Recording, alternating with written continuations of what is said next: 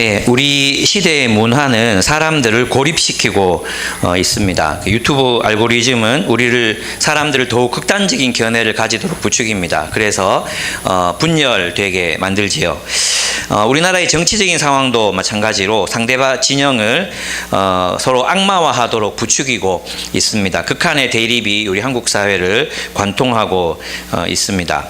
제가 요즘 읽고 있는 책이 이런 거 좀 얇게 써주면 좋겠는데 나라 권력 영광이라는 책입니다. 이 책은 팀 엘버타라는 사람이 쓴 책입니다. 복음주의 신앙을 가진 기독교인이 쓴 책입니다. 이 책은 미국이 어떻게 보수주의로 이제 흘러가게 됐고, 그리고 트럼프를 강력하게 지지하게 된 그런 이런 경위를 이렇게 다루고 있는 책입니다. 나라 권력 영광. 이 책은 한번 꼭 읽어보시면 좋겠습니다. 왜냐하면 여기서 이제 그리고 있는 그 모습들이 우리나라의 지금 상황과 너무나도 비슷하기 때문입니다.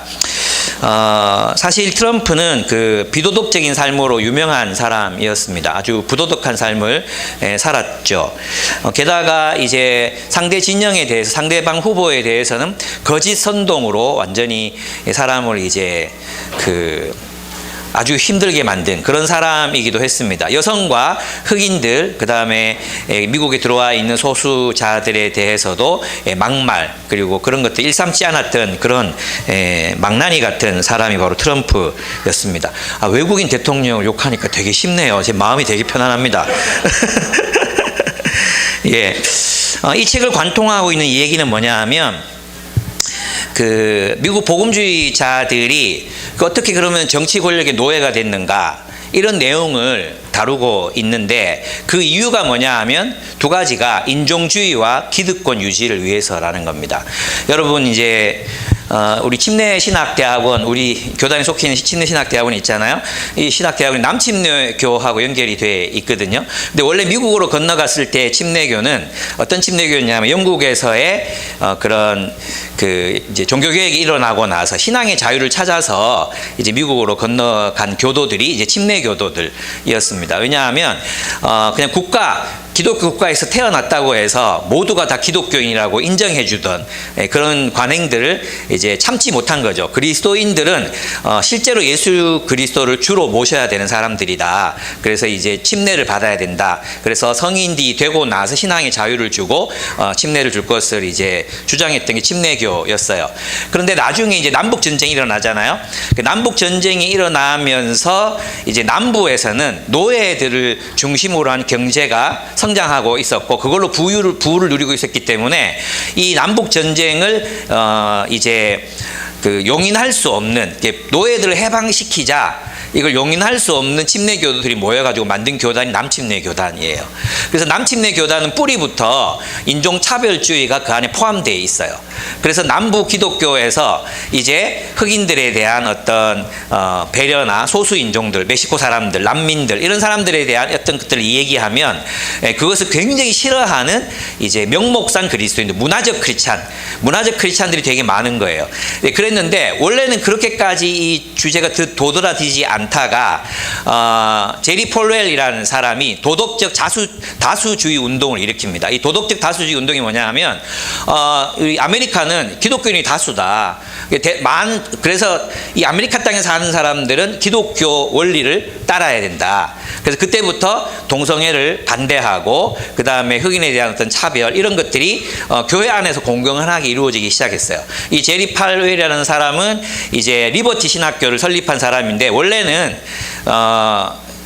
이 이름이 헷갈리는데 제리 폴웰이 맞지 싶어요. 예, 나중에 확인해서 다시 한번 말씀드릴게요. 근데 리버티 신학교를 세웠는데 원래 작은 학교였어요. 그런데 이 사람이 굉장히 경영적인 능력이 많아가지고 부동산, 그 다음에 인터넷 교육, 이걸 통해서 학교를 키워요.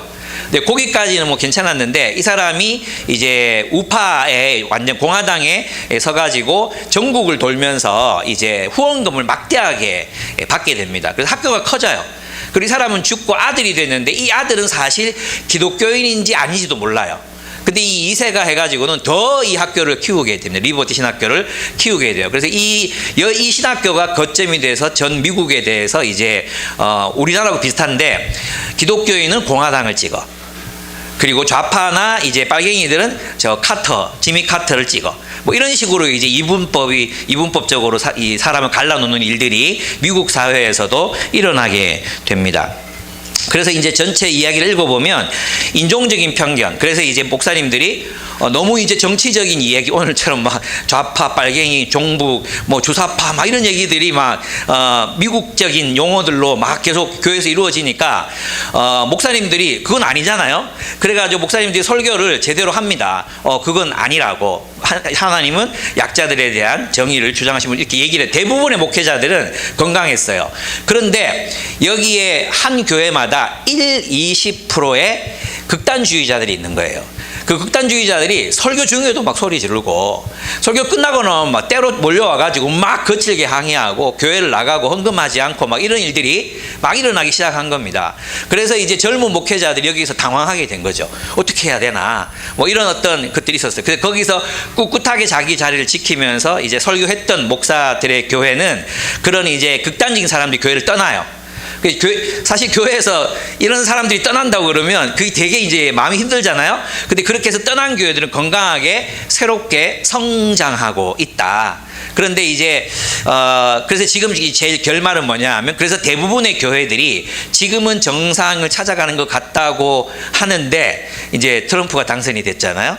그래서 이게 뭔가 그렇지만 이제 젊은 흐름들에서는 이 젊은 아들들, 손주들이 조부모들을 설득시키고 대화하고 이렇게 해서 어느 정도 균형을 가져가고 있고, 또 많은 운동들이 교회 안에서 정치적으로 이렇게 함몰되지 않도록 많은 운동들이 일어났다는 얘기가 이제 마지막으로 가면서 이제 나오게 됩니다. 제가 이 이야기를 하는 이유는 뭐냐 하면, 이제 미국의 이 백인 복음주의자들은 실제로는 복음 그 자체가 그들의 중요한 이슈가 아니었어요. 뭐냐 하면 자신들의 인종적인 편견, 그죠? 백인 우월주의라는 그 편견. 그 다음에 또 하나는 뭐냐 하면 자신들의 경제적인 기득권을 지키고 싶은 마음. 이걸 결코 내려놓지 못했던 명목상 문화적 그리스도인들이 결국은 교회를 굉장히 힘들게 만들었다는 것입니다. 그래 보면은 이제 우리는 목회자들이 잘 가르치면 이런 일들이 일어났을까라고 생각하지만 실제로는 아래로부터 올라오는 그 기운이 더 강력할 때가 있습니다. 그게 이제 독일 히틀러, 내가 자주 얘기했죠. 히틀러가 지배할 때였는데 목회자들 대부분은 성경적으로 가르쳤어요. 목회자들 대부분은. 근데 이제 평신도 운동들, 평신도 협의회 이런 데서 히틀러가 메시아라는 선언을 하기 시작합니다. 그래서 그들에게 가르쳤던, 복음으로 가르쳤던 목회자들이 교회에서 쫓겨나요.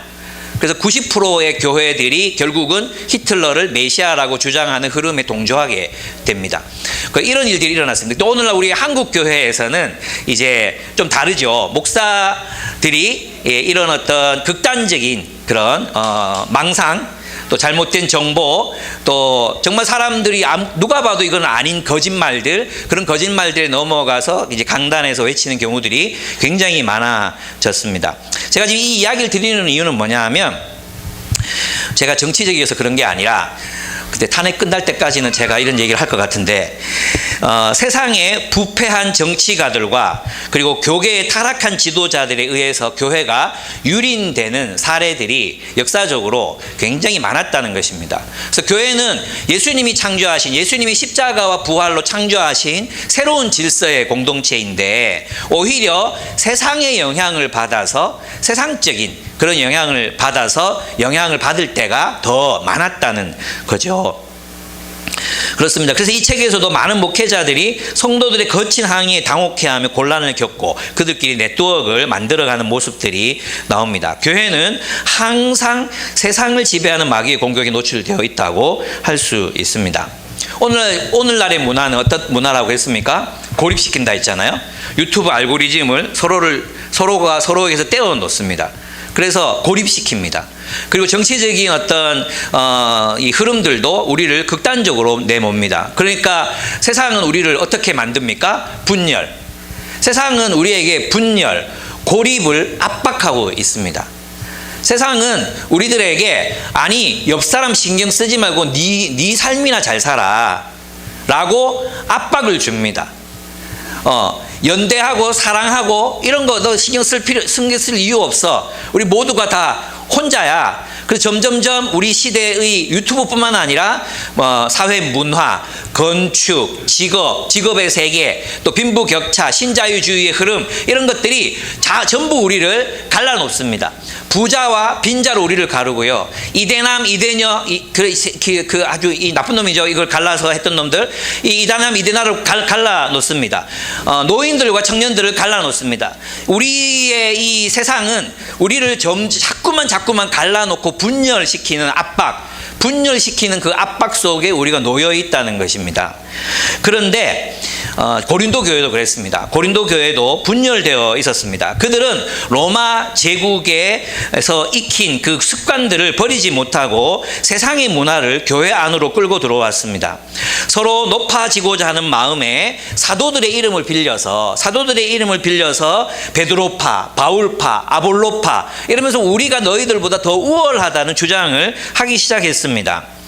방언을 하는 사람들은 방언을 못하는 사람들을 향해 열등한 신자라고 판단했습니다. 우상에게 바쳐진 재물에 대해서도 우상에 바쳐진 재물을 마음껏 먹으면서 어린 신자들을 고려하지 않고 자유야, 이건 자유야, 그 네 양심 네가 지키고 나는 괜찮거든 이러면서 그 우상에 바쳐진 재물을 마음껏 먹는 그런 아주 고자세의 그리스도인들이 나타나기 시작했습니다. 심지어는 교회에서 함께 만찬, 식사, 성만찬을 할 때에도 부자들은 부자들끼리, 많은 사람끼리, 베드로파끼리 그렇게 식사를 하기 시작했습니다. 그래서 늦게 도착한 사회적 계급이 나머진 사람들은 먹을 것이 없어서 배고픔을 겪어야 했습니다. 이 당시 문화는 이제 귀족들이 먼저 식사를 하고 나면 그 남은 음식들을 가지고 그 집안의 노예들이 함께 식사를 하는 관습이 있었습니다. 그걸 아시죠? 그런데 이제 대부분 이 초대교회 예배는 주일날 저녁에 이루어졌거든요. 그러니까 귀족들이 먼저 다 먹고 나면 노예들이 그걸 치우잖아요. 근데 그 당시는 한 집안의 가장, 한 집안의 호스트가 예수를 믿으면 전체 집안이 다 예수를 믿는 상황이었단 말이에요. 그러니까 노예들은 그걸 치우고 나서 예배에 참석해야 되고, 또 바깥에 있는 사람들도, 귀족들은 초대받았으니까 먼저 왔잖아요. 그리고 이제 노예들은 그 집안이 호스트가 믿지 않는 노예들이 예수를 믿었으면 다 밥을 차려주고 뒷처리까지 다 하고 도착을 하면 이미 귀족들이 먹을 걸 다 먹어버리고 나니까 남는 게 없는 거예요. 그래서 쫄쫄 굶을 수밖에 없는 상황이 된 것입니다. 근데 예수님이 뭐라고 말씀하셨습니까? 또 바울 사도가 우리들에게 예수의 가르침을 따라 뭐라고 말씀하셨습니까? 그리스도 안에는 남자와 여자도 없고 주인과 종도 없다. 우리 모두가 다 그리스도 안에서 한 백성이다. 그래서 성만찬은 모두가 함께 한 형제 자매가 되었다는, 한 몸이 되었다. 우리는 한 지체다. 나와 너는 형제다. 이것을 보여주고 또 드러내야 하는 그 상징이 바로 성찬이었단 말이에요. 성만찬. 그들은 저녁 식사였죠. 매주일마다 또는 매일 이루어졌던 저녁 식사에서 그 모습, 하나님 나라의 새로운 질서를 보여주고 살아내야 했는데, 세상에서 살던 것과 똑같이 귀족들은 귀족들끼리 식사하고 가난한 사람들 늦게 와서 먹을 것이 없어서 배를 꼴고 쫄쫄 굶고, 그걸 너무나도 당연하게 생각하는 세상의 문화가 아닌 새로운 질서로 하나님께서 우리를 창조하셨는데, 그 새로운 질서, 식사를 하는 그 자리에서도 그들은 세상의 문화를 따라서 전혀 변화되지 않는 모습으로 살아가고 있었다는 것입니다. 거기에 대해서 이제 바울이 고린도 교인들을 가르치고 있습니다. 그렇습니다. 성찬이란 우리가 그리스도의 공동체인 그리스도의 몸이 되었다는 것을 축하하는, 또 그것을 상징하는, 기념하는 의식이 바로 성찬입니다. 이것은 제2의 출애굽 사건을 재현하는 것입니다. 이것은 예수 그리스도의 죽음과 부활로 말미암는 사탄이 지배하고 있는 세상으로부터의 해방과 그리스도의 통치 안으로의 자유와 또 그 사랑의 삶, 진리를 따라 살아가는 그 진정한 자유의 삶으로 우리는 구원을 받습니다. 그래서 우리는 세상으로부터, 로마 제국으로부터, 그 당시 사람들인 로마 제국의 지배 질서로부터 하나님 나라로 예수 그리스도의 통치 속으로 구원을 받는 것, 그것을 재현하는 것, 제2의 출애굽, 예수의 죽음과 부활을 재현하는 것. 마치 유대인들이 유월절을 지키면서 그 유월절이 해마다 일어나는 사건인 것처럼, 해마다 일어나는 사건으로 받아들였던 것처럼, 우리는 그리스도의 성찬 성찬에 참여함으로 이것이 지금도 일어나고 있는 해방의 사건이라는 것을 우리가 몸으로 이렇게 기념하는 것, 그것이 바로 성찬 예식이거든요. 그래서 10장 16절에서 17절을 보면 우리가 축복하는 축복의 잔은 그리스도의 피에 참여함이 아닙니까? 우리가 떼는 빵은 그리스도의 몸에 참여함이 아닙니까? 이 말씀은 우리가 세상의 지배를 벗어나 이제 그리스도의 피로 상징되는 생명과 그리스도의 몸인 공동체에 참여하게 됨을 말합니다. 그래서 우리는 식탁에서부터 우리의 식탁, 그들의 변화되어야 되는 가장 근본적인 공동체가 뭐였다는 거예요? 식구라는 정의가 달라지는 겁니다. 그죠? 함께 식사하는 사람들이 누구냐? 나와 함께 동료, 내 친구, 내 형제, 나와 같은 계급의 사람이 누구냐라고 물었을 때 그들은 부끄러움 없이 이 노예들도, 우리 집안에서 일하는 이 노예들도 나와 같은 형제입니다. 나와 같은 형제 자매입니다. 나도 이들 속에, 우리로서 이들 속에 있습니다. 그것을 늘 확인하고 그리스도께서 이 땅에 도래케 하신 그 하나님의 나라를 계속 현시 밖으로 보여주는 것이 바로 성찬이었다는 거죠. 그래서 그들이 식사 자리를 만약에 이방인들이나 로마 사람들이 봤다면 완전 기절초풍할 일인 거예요. 옛날 조선시대 양반과 쌍놈이 같은 자리에 앉아가지고 겸상하고 있는 모습을 상상해 보십시오. 그게 뒤집어지는 거죠. 그죠? 뒤집어지는 거죠. 세종대왕이 한글 가르쳤다고 많은 그 기득권 그 귀족들한테 엄청난 공격을 받잖아요. 어마어마한 공격을 받았습니다. 그죠? 똑같이 그들이 주인과 노예가 한 상에서 겸하여 먹는다는 것을 로마 사람들이, 로마 지배계층들이 알았다면 이건 놀라 뒤비질 일이라는 거예요. 그런 놀라운 혁명이 실제는 기독교 공동체 안에서 계급과 성별을 초월해서 그들 안에서 새로운 어떤 대안들이, 새로운 대안 공동체가 세워지고 있었던 것이 바로 성찬, 그것을 보여주는 것이 바로 성찬이라는 것입니다. 놀랍죠? 그래서 성찬은 우리가 그리스도의 공동체인 그리스도의 몸의 지체가 되었음을 기념하는 성례, 거룩한 예식이라고 할 수 있습니다. 그러므로 우리는 우리의 식탁에서부터 그리스도의 새로운 질서에 참여하는 것입니다. 그런데 고린도 교회는 그리스도 안에서 하나가 되지 못하고 있었습니다. 11장 20절에서 22절을 제가 읽어보겠습니다. 그렇지만 여러분이 분열되어 있으니 여러분이 한 자리에 모여서 먹어도 그것은 주님의 만찬을 먹는 것이 아닙니다. 그 주의 만찬, 성찬을 하는 것이 아닙니다. 먹을 때 사람마다 제각금 자기 저녁을 먼저 먹음으로 어떤 사람은 배가 고프고, 이들은 노예들입니다. 사회적 계층이 낮은 사람들. 어떤 사람은 술에 취합니다. 너무 많이 먹어가지고 술에 취합니다. 여러분에게 먹고 마실 집이 없습니까? 그렇게 먹을 거면 집에서 먹고 오라는 거예요. 집에서 먹고 와라. 그렇지 않으면 여러분이 하나님의 교회를 멸시하고 가난한 사람들을 부끄럽게 하려는 것입니까? 내가 여러분에게 무슨 말을 하여야 하겠습니까? 여러분을 칭찬해야겠습니까? 이 점에서는 칭찬할 수 없습니다 라고 바울이 그들을 꾸짖고 있습니다. 고린도 교회의 문제는 예수가 그리스도이심을 믿었으면서도 여전히 자신의 기득권을 교회 안에서 누리려고 했던 부유한 교인들과, 종교적인 용어를 사용했지만, 그죠? 오늘날도 얼마나 많은 사람들이 종교적인 용어를 사용합니까? 종교적인 용어를 사용합니다. 그러면서 다른 이들 위해 서고자 했던, 자신의 기득권을 지키고자 했던 세상의 가치관을 버리지 못한 것이었습니다. 첫째 성찬은 우리가 어디에 속한 사람인지를 보여주는 것입니다. 우리의 식사는, 우리가 함께하는 이 교제는 우리가 누구인지, 우리가 어디에 속했는지를 보여주어야 하는 성례라는 것입니다. 그래서 우리는 성찬에 참여함으로 세상의 어떤 진영에도 속한 사람이 아닌 그리스도에게 속한 사람들임을 고백합니다. 그래서 우리는 세상의 어떤 진영 논리도 우리를 지배하게 해서는 안 됩니다. 성경에서는 우리로 하여금 세상을 심판할 자들이라고 말씀하셨습니다. 우리는 그리스도의 말씀을 가지고 세상을 심판합니다. 세상의 정치 세력들, 경제적인 관료들, 경제적인 세력들, 또 이 세상의 어떤 많은 일들, 일어나고 있는 일들을 그리스도의 눈과 관점으로 판단하는 사람들이 그리스도인입니다. 그리스도의 눈으로, 진영의 눈이 아닌 그리스도의 눈으로 세상을 분별하고 판단하고 선택하며 살아가는 사람들이 바로 그리스도인이라고 할 수 있습니다.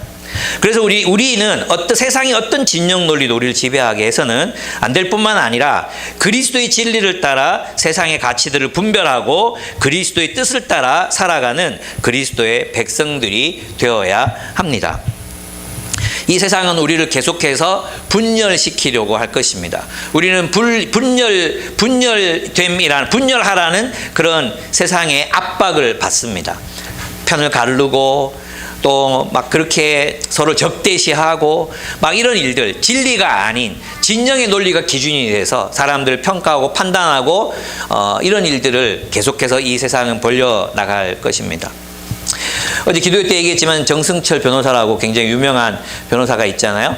그분이 이제 정철승 맞죠? 예, 그분이 이제 그런 얘기를 했어요. 한국 교회가 한국 사회에 끼친 좋은 영향력이 10이라면 나쁜 영향을 미치고 있는 건 100이라고 이렇게 말했습니다. 지금 우리 한국 교회를 생각하면서 그랬다는 거죠.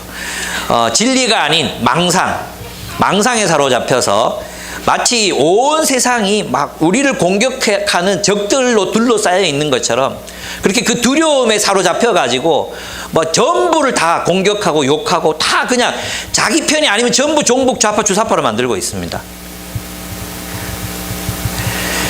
그런 한국교회의 흐름이 이제는 예수 그리스도의 진리의 말씀으로 분별하고 그리고 어떤 주의 말씀이 우리에게 무엇을 요구하는지를 분별하고 살아갈 필요가 있습니다. 두 번째로 성찬에 참여함으로 우리는 그리스도의 몸으로서 서로가 지체가 되었음을 고백합니다. 이것은 무슨 뜻입니까? 세상은 우리가 각자 도생하라고 계속 압력을 줍니다. 그게 어쩌면 신자유주의의 어떤 법칙이기도 해요. 우리는 그것에 영향을 받고 있어요. 너희는 능력주의, 각자가 열심히 노력해서 돈 벌어서 뭐 각자가 달리는 대로 얻어 먹어라, 뭐 있잖아, 벌어 먹어라. 그게 진리다. 우린 신자유주의 영향을 받거든요. 그래서 가난한 사람들에 대해서 우리가 돌보자고 말하면 좌파 딱지를 붙입니다. 예. 복지를 강화하자 그러면 좌파 딱지를 붙입니다.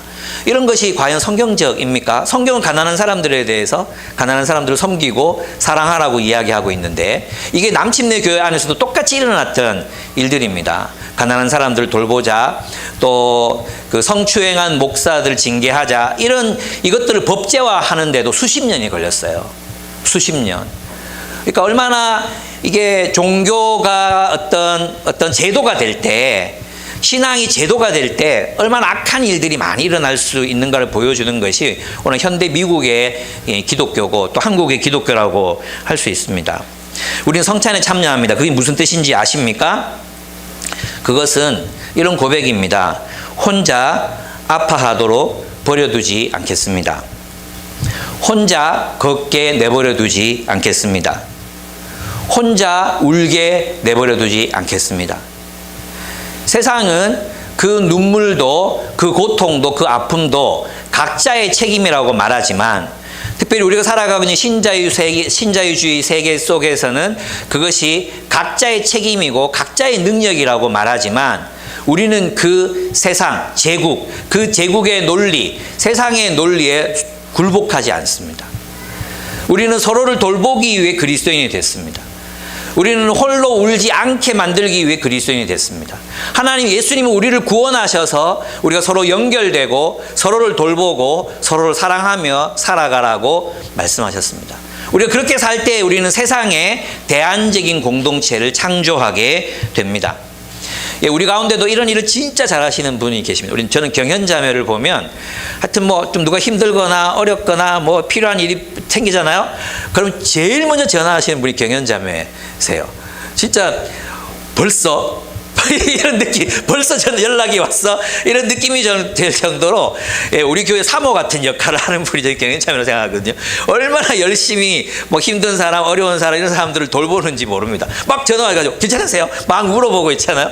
그 정도로 힘든 건 아닌데요. 그런 어떤 고백을 하게 하신 분이 경영자면 칭찬, 이런 자리에서 칭찬해 드립니다. 더 열심히 하시라고요. 근데 그런 연락을 받으면 우리가 연결되어 있구나, 이런 생각이 듭니다. 내가 돌봄을 받고 있구나, 이런 생각이 듭니다. 제가 이제 그때 검사 받고 막 아팠잖아요. 근데 의식형제가 막 전화 와서 저는 그거 괜찮다고, 아무것도 아닐 거라고, 분명히 여기 그 췌장 거기 이거 병원에서 그런 게 괜찮을 거 얘기했거든요. 하여튼 일주일에 2번 3번 전화 와가지고 목사님 괜찮으세요? 목사님 하지 마, 그런 걸 하지 마. 내가 괜찮다고 괜찮은데, 하여튼 막 그렇게 하면 그게 연결되어 있는 거, 그게 연결되는 거, 그게 공동체입니다. 그래서 있잖아요, 성찬에 참여하겠다는 이 성찬에 참여하잖아요. 그 무슨 뜻입니까? 나는 신자유주의가 말하는 그 거짓말에 복종하지 않고 그리스도의 명령에 따라 나는 당신을 돌보겠습니다. 나는 당신이 혼자 울 때 내버려 두지 않겠습니다. 나는 당신이 혼자 걸을 때 같이 걷겠습니다. 당신이 혼자 아파할 때 나도 그 앞에서 눈물 짓는 사람이 되겠습니다. 우리 그 고백으로 성찬의 빵과 잔을 함께 나누는 겁니다. 주님의 피로 우리는 하나가 되었습니다. 주님께서 피로 사신 공동체가 되었습니다. 그래서 우리가 그렇게 살 때 이 세상에 대안적인 공동체, 대안적인 사회가 나타난다는 것입니다. 그래서 우리는 이 성찬에 참여함으로 대안적인 공동체를 만들어가고 있음을 고백합니다. 여러분, 그리스도의 몸이라는 이 이야기는, 그리스도의 몸은 그리스도가 통치하시는 나라라는 말의 은유적인, 바울의 독창적인 용어였습니다. 이 몸은 국가를 상징하는 단어로도 쓰였습니다. 근데 국가 이러면 오해받을 수 있잖아요. 그래서 몸이라는 단어로 표현을 했습니다. 그래서 이 그리스도의 몸은 사실은 로마 제국에 대비되는 그런 하나님의 나라, 이 세상에 있지만 이 세상에 속하지 않은 주님의 나라를 그리스도의 몸이라고 이제 말한다고 할 수 있습니다. 그래서 우리는 이 그리스도의 몸은 공산주의도 아니고 자본주의도 아닌 이 모든 이즘들에 대해, 이 모든 체제들에 대해 저항해서 하나님의 통치를 살아가는 하나님의 나라, 그것이 바로 그리스도의 몸이라고 할 수 있습니다. 성찬에 참여하면서 우리는 이 그리스도의 몸에 참여하는 겁니다. 그러니까 여기서는 그리스도께서 통치하셔야 되니까 우리는 필연적으로 서로를 용서해야 합니다. 우리는 필연적으로 서로를 용납해야 합니다. 그죠? 용납해야 합니다. 그리고 우리는 필연적으로 서로를 돌보는 삶, 그리스도께서 십자가에서 보여주신 용서와 섬김과 정의의 삶, 그 삶을 살기로 성찬을 할 때마다 우리는 고백하는 것입니다. 그래서 저희 교회는, 저는 매주 하고 싶지만 이걸 매주 하면 진도가 안 나가잖아요. 예배도 너무 길어지고. 그래서 이제 1년에 3번 합니다. 3번. 신년에, 그 다음에 우리 창립 기념 예배 때, 그리고 크리스마스 때, 그렇게 해서 우리 3번 정도 성찬에 참여하면서 오늘 우리가 함께 연초를 성찬을 하면서 우리가 하나다, 우리가 그리스도의 공동체를 이루었다, 이 세상의 대안적인 공동체를 세워가고 있다는 것을 기념하는 의미에서 우리 성찬으로 예배를 시작할 수 있어서, 또 신년 2025년을 시작할 수 있어서 너무너무 감사합니다. 그런데 이 대안적인 삶을 무엇으로부터 나오는 것이냐? 소망으로부터 나온다는 거예요. 여러분, 여기 본문에 보면, 그러므로 여러분이 이 빵을 먹고 이 잔을 마실 때마다 그의 죽으심을 그가 오실 때까지 선포하는 것이다, 이렇게 얘기했어요. 그가 오시는 날이 언제입니까? 하나님 나라가 완성되는 날, 그리스도께서 자신의 나라를 하나님 아버지께 바치게 되는 날, 하나님의 정의와 공의가 그리고 사랑이 온전히 실현되는 날이 그리스도께서 오시는 날입니다. 이 날을 바라보고 우리가 이 성찬에 참여하며 그 날이 오기를 기다리면서 이 성찬에 참여한다는 뜻이죠. 그래서 이 종말론적 소망이 결국 이 삶을 살아가게 만들어요. 그리스도인은 결코 교회가 어떤 상황에 처해 있든지, 교회가 어떤 정말 그런 상황에 처해 있든지 우리는 희망을 가질 수 있습니다. 왜 그렇습니까? 그리스도께서 다시 오실 것이기 때문입니다. 우리 애들하고 같이 누군가가 이제 그 메가박스 대구 과학대관 있잖아요. 거기 이제 무료표를 2장을 줬어요. 그래서 이거 쓰자 이렇게 해가지고 또 메가박스를 또 뭐 이렇게 뭐 통신사하고 연결하니까 2장이 무료가 나왔어. 그래서 아들들 둘하고 저 아내하고 가서 하얼빈이라는 영화를 봤습니다. 하얼빈이라는 영화를 봤는데 이 영화의 주인공은 안중근이 아닙니다. 그때 참여했던 모든 독립운동 투사들의 이야기가 전개되거든요. 굉장히 시적으로, 영상이 굉장히 시적으로, 함축적으로 이렇게 표현되어 있어요. 굉장히 좋은 영화라고 생각했어요. 그런데 이제 거기에 보면 변절하는 사람들이 있어요. 변절하는 사람들. 근데 그 변절하는 사람들의 대사를 이제 반복적으로 들려주는 게 뭐냐 하면 독립이 안 될 것 같아. 이 얘기예요. 독립이 안 될 것 같아. 넌 독립할 거라고 믿니? 조선이 일본을 이길 수 있다고 믿어? 일본이 훨씬 강하잖아요. 그 당시, 지금이야 뭐 한번 붙어볼 만한데 그때는 일본이 훨씬 강하잖아요. 그죠? 그러니까 도저히 이길 수 없다고 생각하잖아요. 독립이 안 될 것 같아. 그게 결국은 변절하게 되는 그런 동기가 되었어요. 참 슬픈 이야기죠. 근데 대부분 있잖아요. 36년 동안이나 식민 통치를 받았잖아요. 10년, 20년쯤 지나면 안 되는갑다. 그냥 일본 사람으로 살아야 되는갑다. 이게 대부분 있잖아요. 대부분 우리 대한민국 국민들 마음속에 깔려있는 본심이었습니다. 독립이 안 된다. 이렇게 생각했습니다. 그런데 결국은 이제 미국이 일본을 항복시켜가지고 독립이 이루어지잖아요. 저는 그런 생각 해봤어요. 만약에 이 독립투사들이 끝까지 싸우지 않았다면 미국이 과연 남한의 이 정부를 남한에게 돌려줄 수 있었을까? 이 조선이라는 땅을 우리 한국 사람들에게 돌려줄 수 있었을까? 독립의 의지가 없는데. 그래서 그들이 정말 그 열악한 상황 속에서도 그렇게 끊임없이 투쟁을 할 수밖에 없었던 이유는 독립을 믿었기 때문에 한 단계 나아가다 보면 독립이 될 거야 라고 희망적인 얘기를 하거든요. 안중근이. 그렇습니다. 안중근은 이제 캐톨릭 신자였잖아요. 도마 안중근이었지만 우리에게는 안창호 선생님이 계십니다. 기독교 신앙을 가지고 정말 멋지게 대한민국의 독립을 위해서 대내외적으로 정말 적극적으로 살았던 사람들이 계셨잖아요. 그분들이 왜 그렇게 살 수 있었습니까? 소망. 하나님이 우리나라를 독립시키실 것이다. 하나님이 정의로운 분이시니 정의가 이루어지게 하실 것이다. 이 믿음이 그들로 하여금 끝까지 싸우게 만들었어요. 여러분, 우리가 이 소망이 없잖아요. 우리에게 이 소망이 사라지면 하나님 나라에 대한 소망, 하나님이 이기실 것이다. 하나님의 그 정의와 사랑의 나라가 승리한다는 믿음의 소망이 없으면 우리는 변절하게 됩니다. 이 세상의 삶이 전부기 때문에 우리는 변절하게 됩니다. 그래서 우리는 성찬을 하면서 주님이 우리를 위해 죽으셨고 주님이 우리를 위하여 부활하셨습니다. 주님의 나라가 이 세상에 도래했고 우리 이 세상 제국들은 예수 그리스도의 죽음과 함께 모두 심판을 받았습니다. 결국 이 세상 제국들은 다 주님의 심판으로 말미암아 멸망당하게 될 것입니다. 오직 하나님의 나라만 남게 될 것을 고백하는 것. 그래서 이 땅에서 마치 하나님이 승리하신 것처럼 하나님의 나라를 지금 여기에서, 사랑의 삶을 지금 여기에서, 용서의 삶을 지금 여기에서부터 살기로 결단하는 것, 그것이 바로 성찬에 참여하는 의미라고 할 수 있습니다. 그래서 성찬은 우리로 하여금 우리의 소속이 그리스도에게, 우리는 그리스도께 속했다. 그래서 이 세상의 어떤 원리들, 세상의 문화들, 우리 마음과 뼛속 깊이 스며들어 있는 세상의 어떤 원리들이 아니라 이제는 그리스도의 명령을 따라 우리의 삶의 문화를, 먹는 것에서부터, 누구와 함께 먹는가에서부터 새로 시작한다. 우리가 정말 친밀하게 여기는 사람이 누군가, 예수 그리스도의 그 피값을 주고 산 이 형제와 자매들이다. 이 사람들과 함께 먹는 삶으로부터 우리의 삶이 시작됩니다. 그죠? 그리고 우리는 바로 그렇게 서로를, 이제는 이 성찬에 참여한다는 것은 각자 도생이 아니라 이제 당신 곁에 내가 서 있겠습니다. 당신과 함께 걷겠습니다. 당신과 함께 웃겠습니다. 당신과 함께 울겠습니다. 당신과 함께 걸어갈 것입니다.